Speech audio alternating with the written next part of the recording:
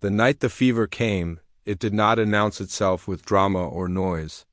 It arrived quietly, like a shadow slipping across the long hallway of the big house. Lamps burned low, and the walls held the warmth of the day, but the air in the child's room felt heavy and still. Outside, the land stretched wide and empty, fences fading into darkness, and the horse stood in the far stall, ears lifting as if he sensed something had shifted. The father had always believed order could solve most problems. He believed money could solve the rest. He had built his life on careful choices, hard work, and a sharp eye for profit. The house itself was proof of that. Wide porches, polished floors, tall windows that looked over fields he owned as far as the eye could see. People in nearby towns spoke his name with respect, sometimes with envy. They said he had everything. What they did not say, at least not out loud, was how lonely that kind of success could feel. His daughter was the one thing that did not fit neatly into his plans. She was small, quiet, and thoughtful, with eyes that noticed things grown people often missed. She loved to sit by the window and watch the horse move across the yard. The way his muscles rolled under his coat, the calm strength in each step. When she laughed, it softened the sharp edges of the house. When she fell silent, the rooms felt larger and colder. That evening, she had not come down for supper. A maid had mentioned the child felt warm and tired. The father paused only a moment before nodding. Fevers came and went, he told himself. Children were strong. There was business waiting for him in town, deals that could not be delayed. He told the staff to keep an eye on her, to bring cool water, to make sure she rested. His voice was firm but distant, already half turned toward the door. The girl lay in bed, cheeks flushed, breath shallow. She heard his steps in the hall, strong and steady, and for a moment she hoped he would come in. She wanted to tell him about the strange ache in her bones, the way the room seemed to spin when she closed her eyes. She wanted to ask him to stay, but the steps passed her door. A moment later, the sound of boots faded, replaced by the closing of the front door far below. The house settled into silence, the kind of silence that presses in on the ears. The girl turned her face toward the window. Moonlight spilled across the floor, pale and thin. Outside, the horse shifted in his stall, letting out a low sound, not loud enough to wake anyone, but deep enough to carry through the still air. His head lifted, nostrils flaring as if he smelled something wrong. The horse had been with the family for years. He was strong, steady, and intelligent, prized not just for his beauty, but for his calm nature. The father had bought him as an investment at first, a symbol of status. Over time, even he had come to respect the animal's quiet presence. The daughter, however, loved the horse without reason or condition. She spoke to him as if he understood every word, brushing his coat, pressing her forehead against his neck. When she was happy, she shared it with him. When she was sad, she hid her tears in his mane. That bond had grown unnoticed by most of the household. Horses were animals, after all.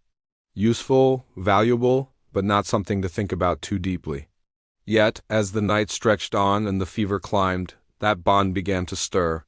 The girl's breathing grew uneven. Her small hand clutched the blanket, fingers trembling.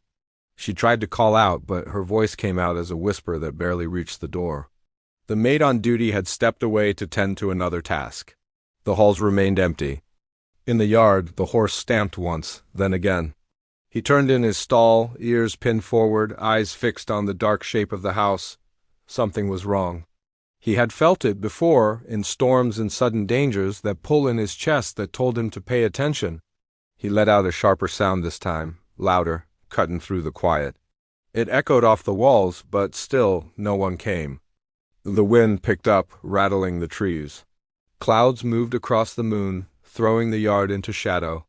Inside, the girl's fevered thoughts drifted. She dreamed of running through the fields, the horse beside her, his breath warm and steady. In the dream, he stopped suddenly, blocking her path as if warning her not to go further. Back in town, the father sat across from men who talked numbers and contracts. He nodded at the right moments, signed where needed, his mind focused on profit and timing. A strange unease tugged at him, faint but persistent. He brushed it aside. There was always something demanding his attention. Worry was a luxury he told himself he could not afford. At the house, the horse would not settle. He pushed against the stall door, testing it. Wood creaked. He pawed the ground, breath coming faster now.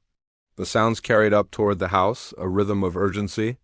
A lantern flickered on in a distant window as one of the workers glanced out, annoyed at the disturbance. He muttered something about a restless animal and turned away. Time moved strangely in the sick room. Minutes stretched, then vanished. The girl's skin burned, then chilled. Her eyes fluttered open and shut. She whispered her father's name once, then let the word fade. The window rattled softly as the wind pressed against it. Somewhere below, hooves struck wood again, harder this time. The horse made a decision that did not come from training or command. It came from instinct and memory.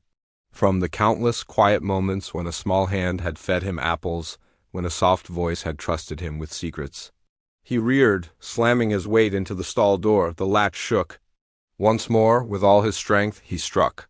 The sound rang out, sharp and unmistakable. This time it could not be ignored. Lights flickered on. Voices rose, confused and alarmed. Someone shouted about the horse breaking loose. Footsteps hurried across the yard. The door to the stall gave way with a crack, wood splintering. The horse burst free, breath steaming, mane wild. He did not run toward the open fields. He ran toward the house. Inside, the girl stirred as a distant pounding echoed through the walls. Her eyes opened, unfocused, but a faint calm washed over her as if she sensed she was no longer alone. The fever still burned, but something else was moving now, something that refused to let the night take her quietly.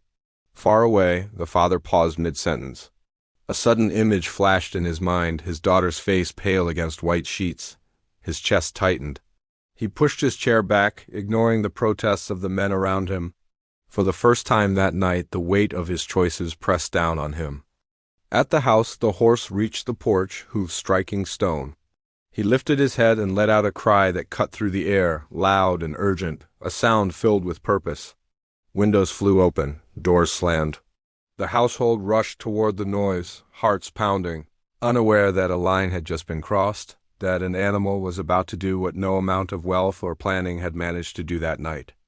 Upstairs, the girl's door creaked as someone finally turned the handle.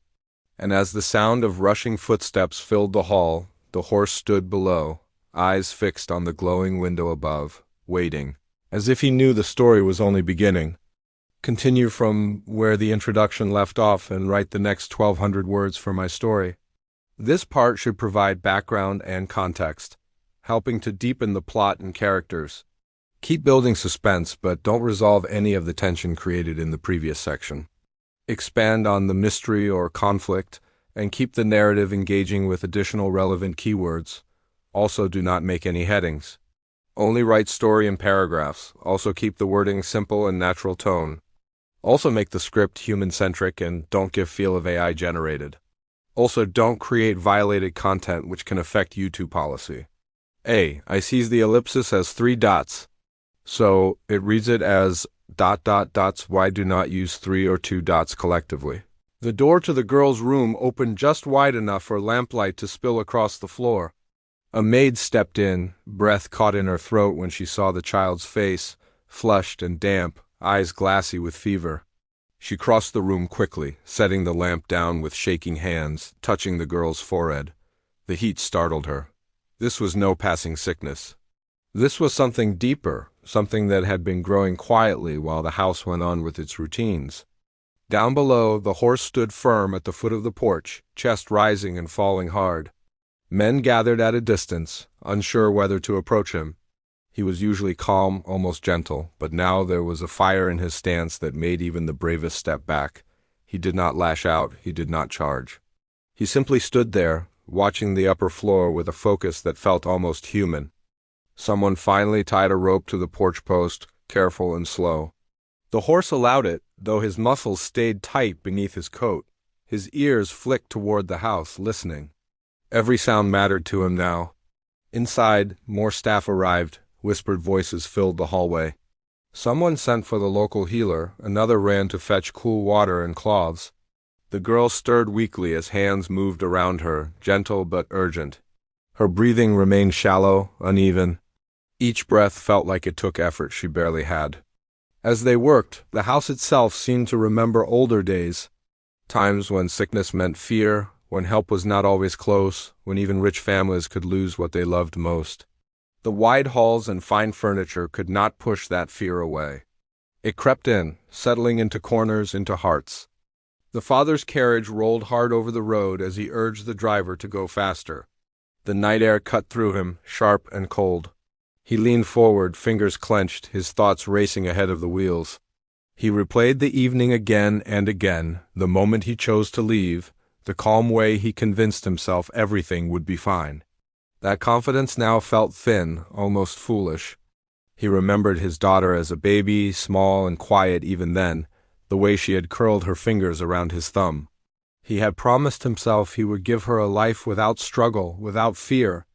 Somewhere along the way, he had mistaken distance for protection. Back at the house, the healer had not yet arrived. The maid wiped the girl's face, murmuring soft words, though she was not sure the child could hear. The girl's eyes fluttered open for a moment. She did not focus on the people around her. Instead, her gaze drifted toward the window. Below that window, the horse shifted his weight and lifted his head. Moonlight touched his face, highlighting the dark, steady eye turned upward. He let out a low sound, softer now, almost like a call meant for just one listener. The girl's lips moved. A faint smile tugged at one corner of her mouth before fading again. Her hand twitched beneath the blanket, as if reaching for something familiar. Those who noticed exchanged uneasy looks. Animals were not meant to matter in moments like this. And yet it was impossible to ignore the strange timing, the way the horse had acted before anyone else understood the danger. One of the older workers crossed himself quietly, then shook his head, embarrassed by his own thoughts. Time dragged on, the fever did not break. Cloths warmed too quickly, needing to be replaced again and again. The girl's small body fought, though no one could see how close she was to the edge. The house felt suspended, caught between what had been and what might come next. Outside, the wind eased. The yard grew still, as if waiting.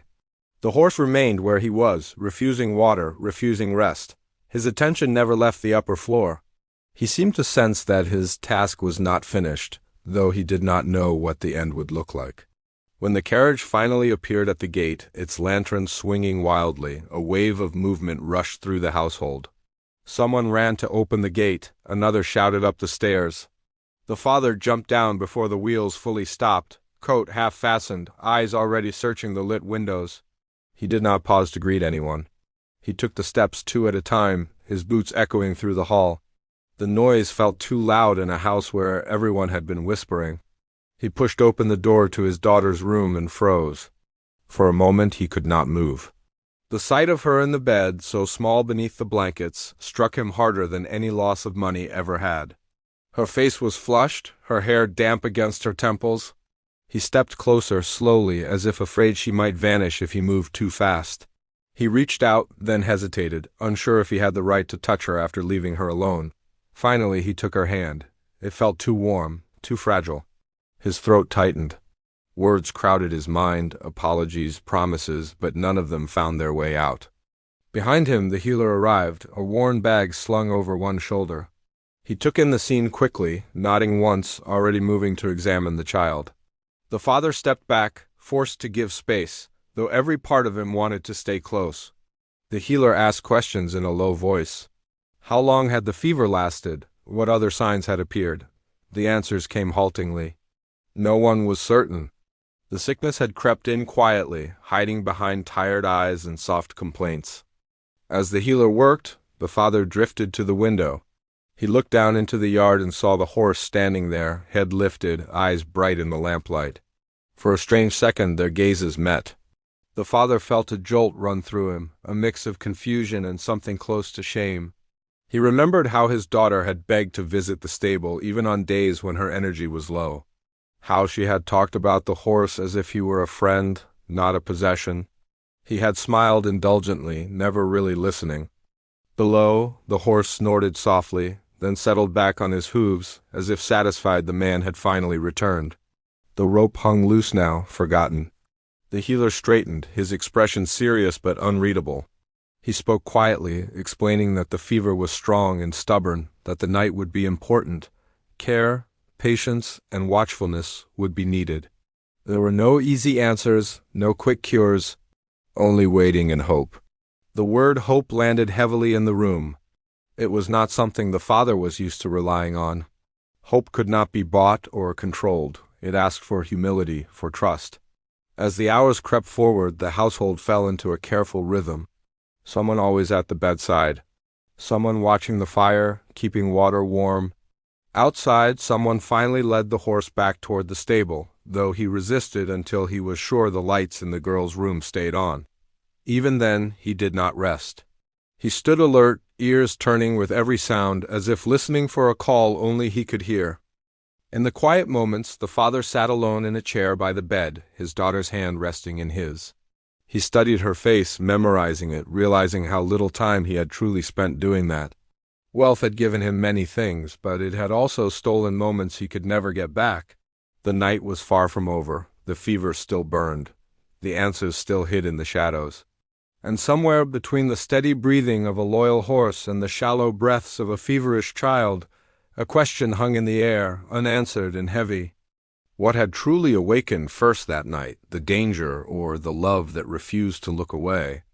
The first light of dawn barely touched the horizon when the father finally allowed himself to sit back from the bedside. The girl's breathing remained shallow, her small chest rising and falling with effort, yet she had survived the night. That relief was fragile, almost unearned. Outside, the world was waking slowly, mist rolling across the fields and the barnyard. The horse waited at the edge of the stable, head low, muscles tensed as though he had not slept at all. The animal's loyalty had saved the night, but it had also highlighted a question that could not be answered with wealth or commands. How much did love really matter when danger came? The staff moved quietly through the house, exchanging glances heavy with unspoken thoughts. They had seen children ill before, of course, but something about the girl's fever, combined with the horse's strange insistence, had unsettled even the most experienced. Whispers spoke of a bond between the child and the animal that went deeper than simple companionship. Some said it was instinct, others a kind of quiet magic. No one dared voice such notions openly, but every glance toward the yard carried them in secret. The father, meanwhile, felt a restless weight pressing on his chest.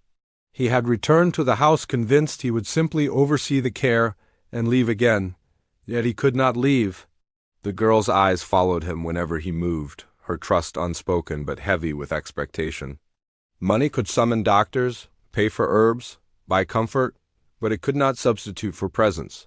The realization gnawed at him. His life had been built on transactions and returns. Now, nothing could be counted in coins or contracts. As the day stretched on, the healer remained at the house. He examined the girl repeatedly, measuring her pulse, checking her skin, muttering to himself. He asked questions about her meals, her play, the small details of her life that could hold clues. The father answered with careful attention, yet his mind wandered, thinking about distant meetings, about responsibilities he had neglected to delay. Each moment spent away from his daughter now felt like a mistake magnified. Meanwhile, outside, the horse paced the stable yard. He was restless, ears flicking toward the house, watching windows as if expecting signals only he could read. The other animals sensed his tension and kept their distance. Horses, cows, even the dogs felt the air shift around him, a tension they could not name. Yet he refused to rest, refusing the comfort of hay and sunlight. He knew something vital depended on him remaining alert. A small subplot unfolded quietly in the shadows of the household. The maid who had been with the girl through the night could not shake a feeling of unease. She had served many rich families, seen illnesses, accidents, even deaths, but there was something different in the way the child had clutched at the air, the way her eyes seemed to call for someone beyond human understanding. She confided quietly to another worker, mentioning the horse, the urgency in his movements, the way he had broken free. The other worker nodded slowly, understanding without words, yet both feared being dismissed or laughed at if they spoke too loudly. The girl herself drifted in and out of consciousness. Fevered dreams carried her across the fields with the horse, over fences, past the trees, into places she had never seen but somehow recognized. In these dreams, the horse guided her, blocking paths, nudging her when she stumbled, his presence constant and protective. When she woke, half-dazed and feverish, she remembered fragments, whispers of motion, and an instinctive certainty that the horse had truly been her guardian the night before. The connection unnerved her. It made her pulse quicken, even when she tried to rest. Outside the house, the father wandered the grounds, trying to make sense of it all. He had always been practical, the kind of man who measured life in facts, contracts, and schedules. Yet the events of the past night challenged that logic. A horse had acted in ways he could not command, guided by a bond he had ignored, and it had mattered more than any of his wealth. Questions surfaced that unsettled him. Had he been absent too long? How much had he misunderstood the nature of his child's strength, her resilience, and the quiet wisdom of those who could not speak in words? Neighbors began to appear cautiously at the edges of the property, curious but hesitant. News traveled fast in such a small town, and even though the father had power, the sight of a feverish child and an agitated horse was compelling. They whispered to each other about the strange events of the night, about animals seeming to act as if they understood danger, and about the wealthy man who had left his daughter alone. Gossip was careful but persistent, carrying subtle judgments, wonder, and fear all at once. One of the subplots taking shape involved the healer's assistant, a young man new to the region. He had grown up with a small stable and had learned to read horses and cattle almost instinctively. Watching the horse's behavior and the girl's response, he began to piece together a story in his mind, one that suggested the horse's actions were far from random. He wanted to speak, to explain, yet hesitated. How could he convince the father or the staff of something that sounded almost impossible? And yet, every instinct in his body told him that listening to the horse mattered more than anyone realized. The tension thickened as the day wore on.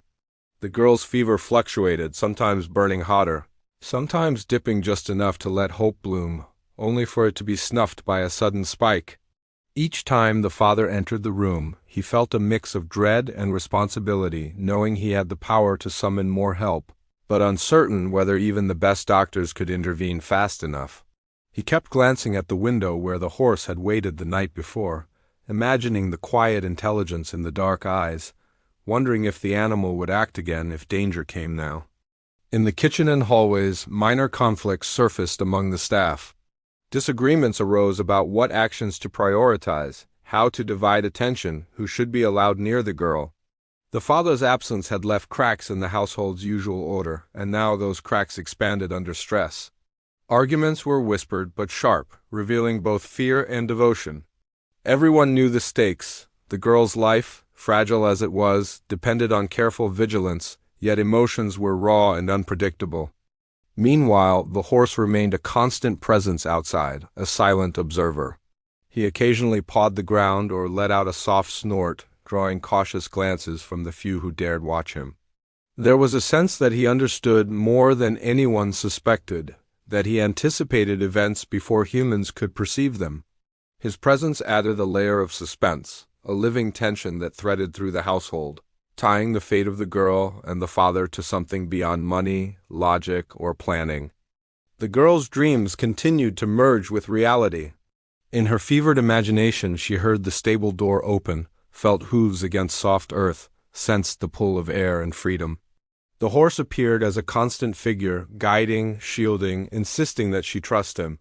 Though half-conscious, she reached toward the window, hoping to touch him, hoping to confirm that the connection was not just a dream. Each movement was slow, fragile, but purposeful. Each breath carried a plea she could not voice. By afternoon, the father had returned to pacing the halls, restless, consumed by worry and a growing sense of helplessness. Business decisions, contracts, negotiations, all the things that had once defined him seemed suddenly meaningless. He began to question not only his choices but the values he had spent his life building. What good was wealth if it could not protect the one thing he truly loved? The tension between control and helplessness tightened around him like a vice. Outside, the horizon darkened slightly with the promise of a storm. Clouds rolled in from the west, shifting the wind, rattling trees, carrying an uncertain energy across the fields. The horse sensed it immediately, ears pricking, muscles coiling. Even in daylight, even after the night's chaos, he did not rest. Something in the air told him that this story, the fragile line between life and loss, was far from over. The household felt the shift. Staff paused mid-task. Children from nearby homes pressed against fences to watch, and the father stood at the window, noting the horse's stance, sensing danger, yet unsure what form it would take. Questions multiplied in his mind. Was the fever a sign of something worse? Would the horse's instincts be enough to intervene if the threat grew? How much time did they have before decisions no longer mattered? The unresolved tension lingered. The healer muttered possibilities under his breath, none certain, all reliant on observation and patience. The father struggled with his own guilt, watching the girl, watching the horse, feeling powerless for the first time in decades. The storm gathering in the distance mirrored the turmoil within the house, a restless energy threatening to break loose at any moment. And yet, amid the fear, the quiet threads of hope remained. The horse, steadfast and unwavering, watched. The girl, small and frail but alive, breathed. The father, learning too late the limits of wealth, waited, thinking, worrying, but still present. The story had not reached its turning point. Danger, loyalty, and courage had only begun to collide, setting the stage for events that would test the boundaries of human and animal, of fear and love, in ways no one could yet predict. By late afternoon, the house had taken on the tense, watchful energy of a place bracing for disaster. The storm that had been building on the horizon drew closer, the wind twisting across the fields and rattling the tall windows with a low, insistent warning.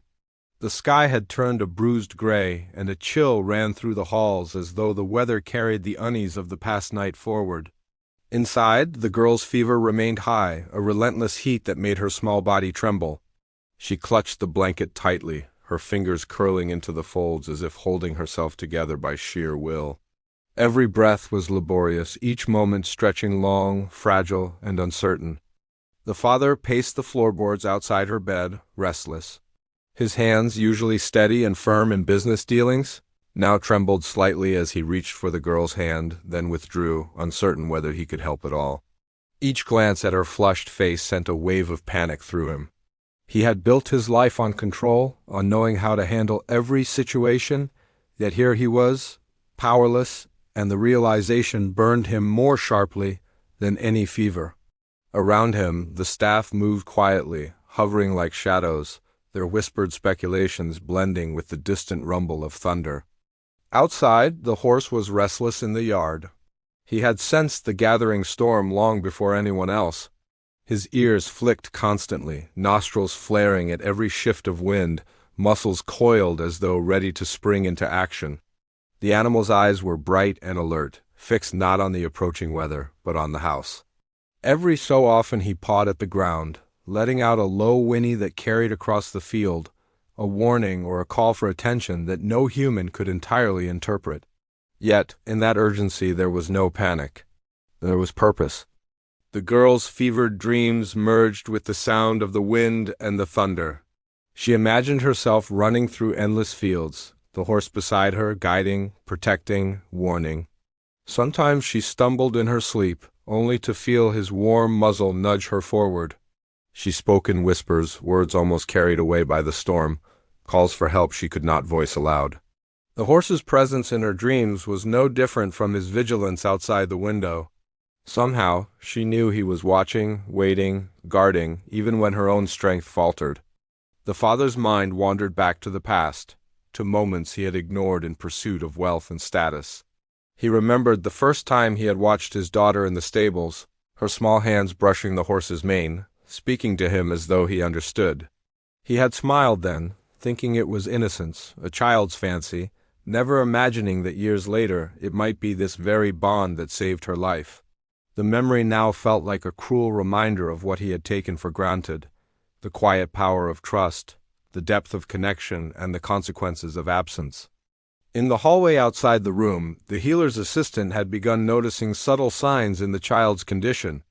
The pulse quickened unpredictably, the fever climbed and dropped without warning. He exchanged nervous glances with the healer, who muttered under his breath about stubborn fevers and the fragility of young bodies. The assistant had seen horses react to danger in his youth, had watched them sense storms, predators, or illness before anyone else. Yet this situation felt different. The horse's behavior outside was almost human in its intelligence, and that unnerved him. Something about the urgency in those dark eyes suggested that a moment of crisis was approaching, a threshold no one in the house was fully ready to cross. The storm finally broke in earnest as evening approached. Rain lashed the windows, and the wind shrieked through the eaves, rattling the shutters and sending leaves flying across the yard. The horse neighed sharply, tossing his head, hooves striking the sod with tension. Even tethered loosely in the stable yard, he seemed restless, aware that the world was shifting around him. A flash of lightning illuminated his form, powerful and tense, his dark coat glistening with moisture, eyes bright with alertness. It was impossible to ignore the sense that the animal could act at any moment, that something urgent was about to demand more than anyone had yet anticipated. Inside the house, the girl's condition took a sudden turn. Her small body shivered violently, though the fever burned in waves beneath it. The healer stepped closer, laying a steady hand on her chest, murmuring instructions to the assistant who moved quickly to follow them. Every movement was measured, yet the tension was palpable, like a taut rope ready to snap. The father stood frozen, gripping the edge of the bed, feeling helpless as each second stretched unbearably long. He wanted to reach out, to command, to do something, anything, but he had no tools for this battle. Only hope, fragile as it was, tethered him to the room. The horse's agitation increased with the storm. He shifted constantly, letting out low, urgent sounds that mixed with the pounding of rain. A flash of lightning revealed a streak of white along the field's other animals reacting to his tension. The dogs whining, the cows restless, but it was clear the horse was alone in his focus. No wind, no rain, no other creature drew his attention away from the house. He pawed at the earth again, muscles rippling with restrained energy. Every instinct told him that something critical, something life-altering, was about to unfold. Within the room, the girl murmured in her fevered state. Her eyes fluttered open, weak but aware. She looked toward the window, toward the sound of hooves in the yard. Though barely conscious, a quiet recognition sparked in her gaze. She tried to lift her hand, small fingers stretching toward the sound that had comforted her through dreams and now through fear. The father noticed, his heart catching, and leaned closer, encouraging her silently, though words felt inadequate in the face of the danger pressing in. Outside, the storm reached its crescendo. Thunder roared, the wind twisted violently, and rain lashed the yard in sheets. The horse whinnied again, louder now, straining against the ground beneath him, muscles taut, head tossing. Something inside him demanded movement. He had waited, watched, and guided before, but the sense of urgency was now unbearable. He pawed, snorted, shifted. Even tethered loosely, it was clear he could not stay still much longer. Something had to happen. The night and the storm had combined with instinct, with connection, with a bond no human could fully understand. The father's attention flicked between his daughter and the window. The sense of urgency he felt was mirrored in the horse's every movement. He wanted to reach the animal, to understand, to call for it to come closer, but the storm made every step risky. Lightning flashed again, illuminating the tension in the horse's stance. The restless water and the puddles forming beneath him, the way he seemed poised at the edge of decision. Something critical was on the brink. The healer's assistant watched as well, heart hammering. He had seen signs in both child and horse, patterns forming, instincts aligning in ways almost impossible to predict. His mind raced with warnings and possibilities, yet he remained silent, unwilling to voice what he feared might sound impossible. And yet, he could feel the moment stretching closer, the instant where preparation met action, where instinct would have to overtake uncertainty. The storm, the fever, the horse, the father, they were all converging toward a point that no one could yet see, but all could feel. The girl's murmurs grew louder, faint words spilling from her fevered lips. She called toward the window, toward the horse, as if sensing his presence beyond the walls and the rain. Her hand lifted, trembling, reaching toward something she could not yet see. The father moved closer, holding her gently, whispering her name, trying to anchor her to consciousness. The healer murmured calming words, adjusting blankets and checking pulse, yet even he sensed that tonight was unlike any ordinary illness. The storm outside intensified, gusts throwing the gates open, trees bending violently, leaves and debris swirling in wild patterns. The horse tossed his head, his breath steaming in the cold rain, hooves digging into the sod. His body was coiled, every muscle ready to act. The energy in the yard was electric, raw, untamed, and everyone in the house could feel the unspoken tension. Something was coming, something that would demand courage, action, and trust from all involved. The night had built to this point, and no one could say what would happen next. The father's mind raced, pulled between fear and hope, between helplessness and urgency. His wealth, his control, his carefully constructed life, all of it seemed suddenly irrelevant in the face of this moment. The storm, the fever, the horse, his daughter, they were forces beyond his grasp, demanding something he had never had to give before: presence, attention, and belief in something he could not command. The tension stretched, a thread pulled taut, ready to snap. The horse let out a sharp whinny that cut through the storm. It was a sound of warning, a call to action, a signal that the critical moment had arrived. The father froze, the healer and assistant exchanged anxious glances, and the girl's eyes opened wider, the smallest spark of awareness flickering within her fevered gaze. Outside, lightning split the sky, illuminating the storm, the yard, and the horse poised as though about to cross a threshold. Everything was on the brink. The night, the weather, the child's fragile body, and the loyal animal had converged. Nothing was resolved. Everything was about to happen. The horse's hooves struck the porch with a force that shook the boards, sending the father stumbling back in shock. Rain poured down around him, soaking his coat, plastering his hair to his forehead, but he barely noticed. His eyes were fixed on the animal, on the determination burning in its gaze. In that moment he understood this was no ordinary creature.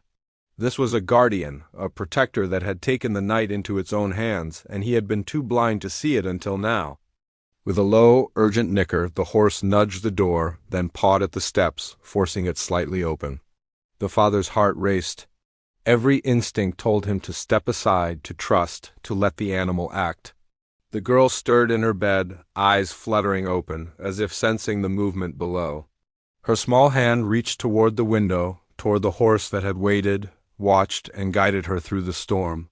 The tension that had gripped the house for hours seemed to stretch, then release in a single heartbeat, as the bond between child and animal shone brighter than any fear. The healer stepped back, stunned, watching the horse move with purpose and clarity. He had treated illnesses for decades, yet he had never seen anything like this. The assistant whispered under his breath, astonished, about instincts and loyalty, about how animals sometimes understood life and death in ways humans could not.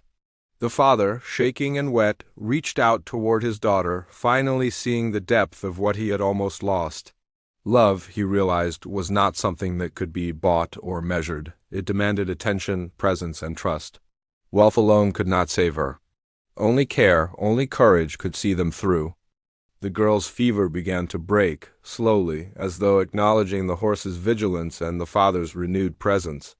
She coughed softly, eyes brightening, her hand moving to press against her father's arm. He held her, feeling her warmth, her fragility, and the strange relief of surviving the night. The storm began to ease, the wind less harsh, the rain softer, as if the world itself recognized that the danger had passed. Outside, the horse finally lowered his head, nostrils flaring as he exhaled, muscles relaxing for the first time in hours.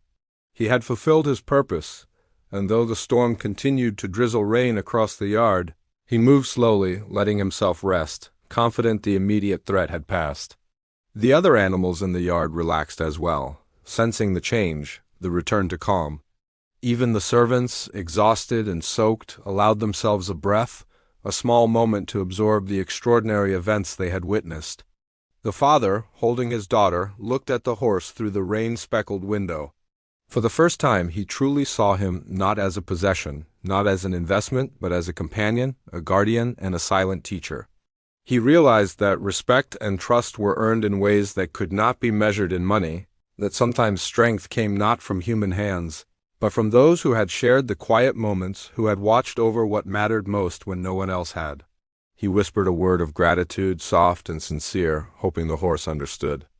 The animal merely lowered his head slightly, acknowledging the bond that had carried them through the night. The healer and his assistant worked quickly but carefully, tending to the girl, bringing her back from the edge of the fever, ensuring she remained stable. The father assisted where he could, following instructions, observing, learning in real time what care truly meant. The girl's eyes finally held focus, and a small, tired smile touched her lips as she recognized her father fully and felt the presence of the horse nearby. It was a smile that carried relief, recognition, and a fragile hope for the future. As the evening deepened, the storm fully passed. Puddles reflected the waning light, the wind softened, and the household began to breathe again, collectively, almost as one. The father knelt beside the bed, brushing damp hair from his daughter's forehead. He promised himself silently, fervently, that he would not leave her alone like that again, that he would be present, that he would learn to value the small, essential things over wealth, power, and convenience. The lessons of the night had been hard, but they were clear. Vigilance, presence, and trust were priceless. The staff began tidying the rooms, working quietly, sharing relieved glances. The maid who had watched over the girl all night stayed a moment by the window, peering out at the horse who now stood calm in the yard. She whispered to the assistant, commenting on how extraordinary the animal had been, and he nodded, still in awe of what he had seen. For once, disbelief was replaced by reverence. In their hearts, they understood that what had happened was not luck. It was the culmination of loyalty, courage, and instinct. The father finally stepped outside, approaching the horse with measured care. He extended a hand slowly, allowing the animal to smell and recognize him.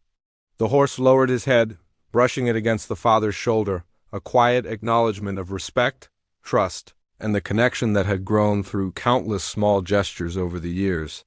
The father felt a weight lift from his chest, a sense of understanding dawning. He had learned that true power lay not in wealth, but in relationships, in the care and attention given to those who mattered most. The girl, now resting more peacefully, drifted into sleep, her small body still weary but recovering. The healer smiled, satisfied that the critical stage had passed, and promised to return in the morning to continue treatment, though it was clear that with rest and care, she would survive.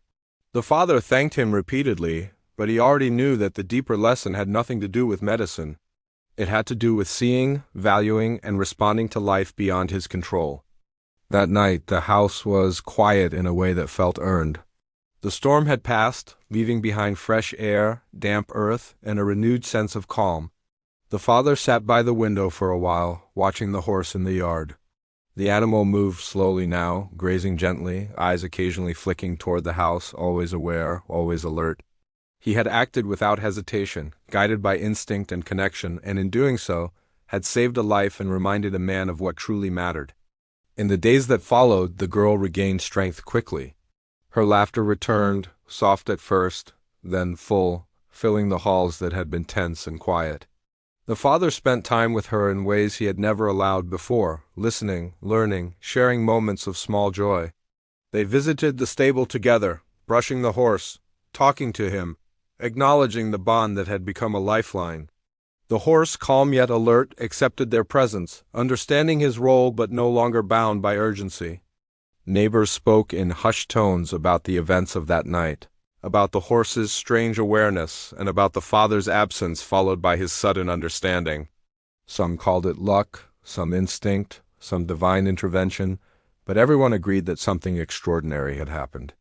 And though the father did not concern himself with gossip, he carried the story in his heart as a reminder of lessons learned. Vigilance matters, love requires presence, and loyalty, whether human or animal, is a force beyond measure. The household settled into a new rhythm. The girl played, explored, and thrived, while the father remained attentive, balancing the demands of his work with a conscious commitment to be there for what truly mattered. The horse continued his quiet vigilance, a steady, calming presence that had become more than an animal. He was family, a symbol of instinct, courage, and loyalty. Staff and servants spoke of him with respect, often pausing to admire his strength and intelligence, aware that he had changed the course of events in ways they would not forget. In reflecting on the night and the storm, the father understood the depth of what had been at stake. Wealth could provide comfort and safety in some measures, but it could not replace vigilance, love, or instinctive courage. He had seen how absence could nearly cost what mattered most, and how the quiet actions of those who care human or animal can shift the tide between life and loss. His lessons were hard-earned, but they would remain, shaping his decisions, his attention, and his heart forever. And as the sun finally rose fully over the fields, casting gold across the yard and the stable, there was a sense of renewal. The girl played nearby, laughter mingling with the soft sounds of the horse grazing, and the father watched with a calm he had never known before.